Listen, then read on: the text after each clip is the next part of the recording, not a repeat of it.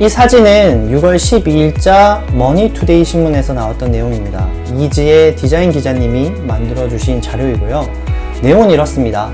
이 사진에서 언급된 지역들이 모두 조정지역 해제 충족 여건에 부합한다는 것이죠. 그럼 이 지역들 중에서 해제가 되었을 때 과연 어떤 지역이 가장 큰 수혜, 즉 가격 상승이 클지 오늘 저랑 함께 살펴보시죠.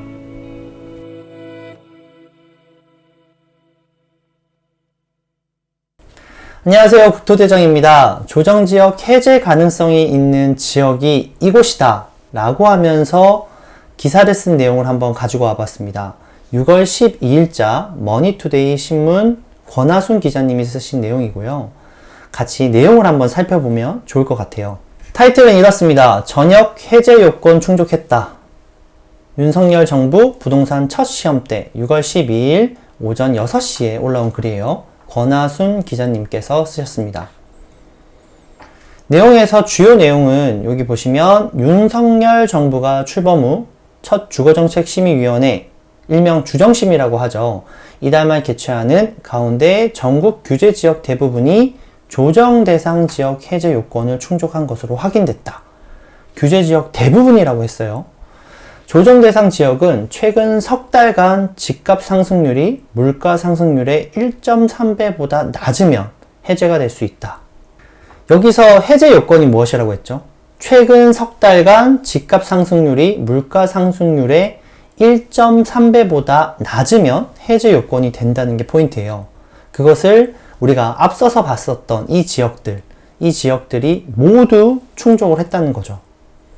최소 3곳에서 4곳 이상 풀 것이라는 관측이 나온다. 대구가 1순위로 꼽히며 대전, 천안, 전남 등이 대표적으로 거론되고 특히 집값이 크게 떨어진 세종도 일부 읍면동 지역이 풀릴 가능성이 있다. 신문에서 언급한 지역은 최소 3곳에서 4곳이고요. 먼저 대구, 다음은 대전, 천안, 전남, 그리고 세종이 거론이 되네요. 그럼 우리에게 중요한 것은 조정지역이 해제가 되었을 때 과연 어떤 것이 좋아질까? 지금 언급된 이곳들이 좋아질까? 그런 거겠죠. 즉 한마디로 가격이 상승할 수 있는가? 그 지역이 과연 상승할 수 있는가? 이것이 중요하다고 볼 수 있습니다. 그 전에 여러분들이 먼저 아셔야 될 게 있습니다. 조정지역 해제가 된다면 이전과 이후는 어떻게 달라지고 무엇이 좋아지는지 한번 먼저 살펴봐야 되는데요. 자, 이 그림을 보시면 조정지역 지정 때와 그리고 조정지역 해제가 된 때 이렇게 나눠져 있습니다. 먼저 지정부터 보시면 등기 후 전입 의무가 있었어요. 근데 해제가 되면 그 의무가 없어집니다. 다음은 청약 조건이 세대주만 가능했었는데 이제는 세대원도 가능하게끔 만들었고요. 그리고 조정지역 지정 시에 전매가 제한됐었지만 전매가 해제됩니다. 그리고 2주택자 이상 같은 경우에는 취득세 중과 1에서 3% 했던 게 8%로 바뀌었는데 이게 해제가 되는 순간, 즉 비조정지역이 되면서 취득세 중과가 배제가 됩니다. 즉 8%에서 다시 1에서 3%로 내려가는 거죠. 그리고 일시적 2주택 처분 기한이 3년에서 1년으로 단축되었지만 다시 3년으로 원복이 되고요. 다주택자 종합부동산세 세율이 강화됐었지만 다주택자 종합부동산세 세율이 다시 인하가 됩니다. 그리고 양도소득세 비과세 기준이 거주 2년이었죠. 조정지역이 됐을 때. 근데 다시 보유 2년으로 원복이 되고요. 중도금 대출 세대당 1건이었던 것이 중도금 대출 세대당 2건으로 가능해지고요. 잔금 대출 시 1주택자 처분 조건이 있었지만 그 처분 조건이 없어집니다.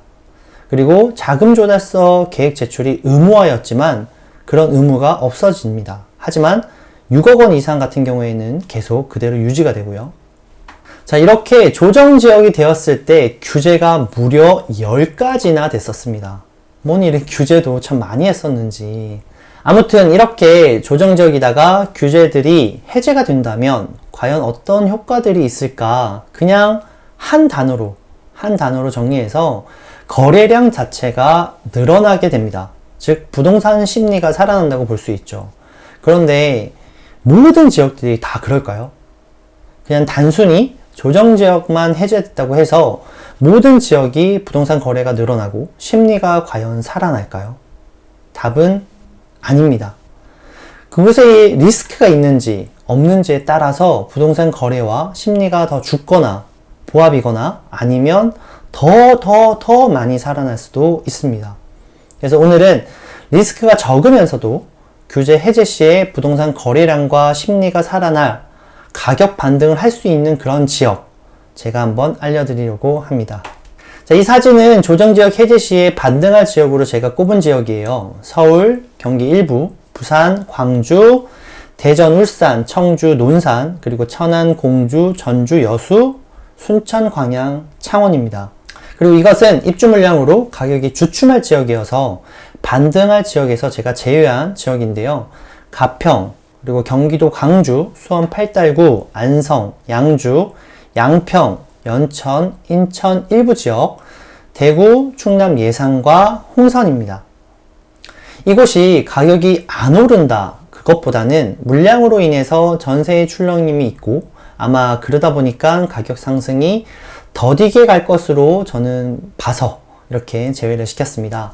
자, 그러면 여기서 해제가 되면 리스크가 다른 지역에 비해 위험하지 않으면서도 부동산 심리가 살아나고 거래량도 많아지고 가격이 꿈틀거릴 수 있는 지역, 그 지역이 중요한데요. 또 그 전에 저희가 이런 것들을 알 수 있는 요인들을 알아야 됩니다. 이렇게 될 지역들에 대한 요인들을 먼저 아는 것이 중요해요.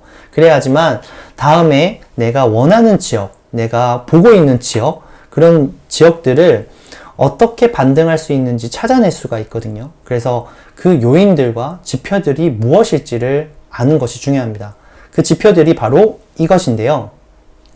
가격이 상승할 수 있는 핵심 4가지와 한 가지 더 이 요인들이 있는데요. 먼저 4가지 요인은 부동산 심리, 하락 가능성, 돈의 움직임, 부동산 정책으로 나누어집니다. 이 지표들의 결과에 따라서 부동산 심리가 살아나고 하락 가능성이 줄어들면서 돈의 움직임이 활발해지고 그러면서 가격 반등의 기틀을 마련하는 거죠.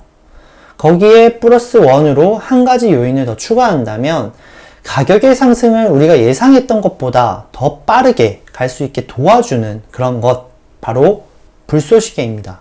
여기서 말하는 불쏘시개는 분양권, 정비사업, 호재인데요. 분양권은 일단 일반 분양을 할 때 경쟁률이 높게 나오거나 나중에 프리미엄이 붙는 그런 과열혈생이 발생한다면 상승을 이렇게 부추길 수가 있고요. 정비사업은 재개발, 재건축, 보통 투자자들이 인근 신축 아파트보다 저렴하면 많이들 진입해서 또 상승을 부추기곤 합니다.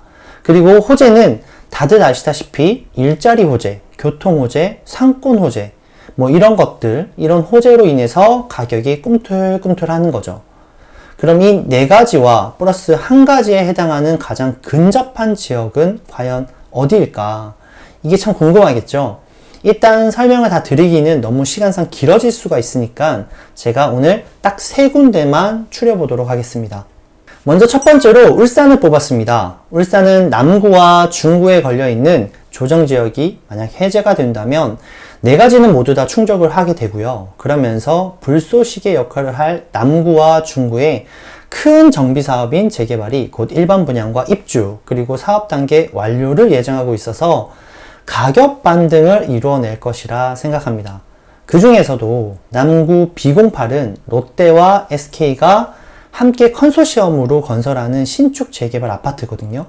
이 아파트가 정말 멋지게 들어서게 됩니다. 바로 이렇게요.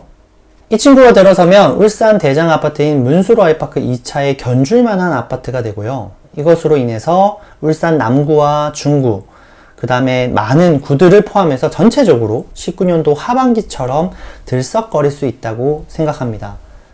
다음은 광주인데요. 광주는 경기도 광주를 말하는 것이 아니라 전라도에 위치한 광주광역시를 말하는 겁니다.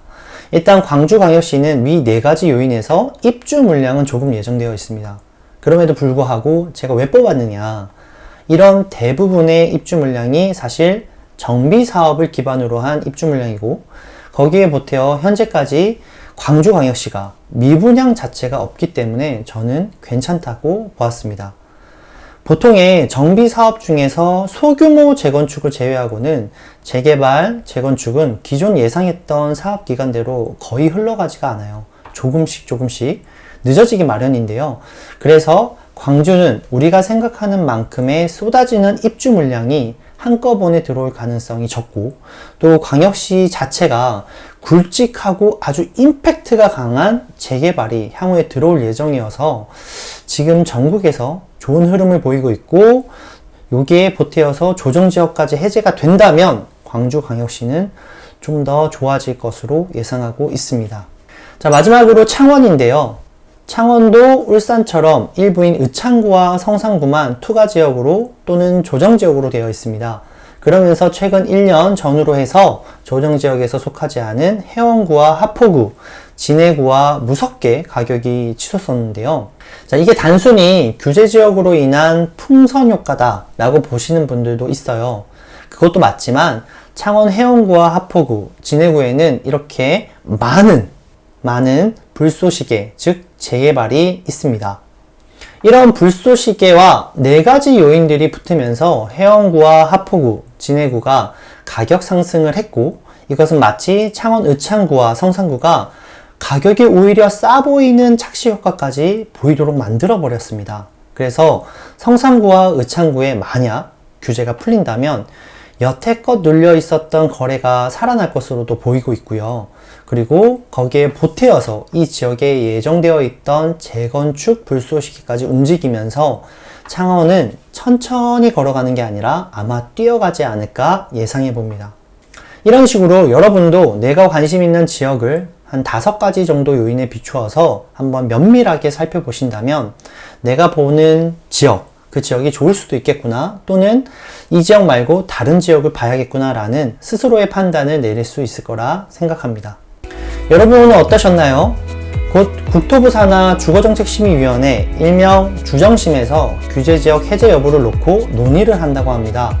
과연 어떤 곳들이 해제가 되고 또 어떤 곳들이 가격의 반등을 보일지 오늘 제 영상을 보시고 여러분들도 각 요인에 맞춰서 찾아보고 확인해보는 시간을 가져보는 건 어떨까요? 오늘도 영상 봐주셔서 감사드리고요. 저는 다음에 좀 더 유익한 부동산 이야기로 찾아오도록 하겠습니다. 모두 행복한 하루 보내세요. 안녕.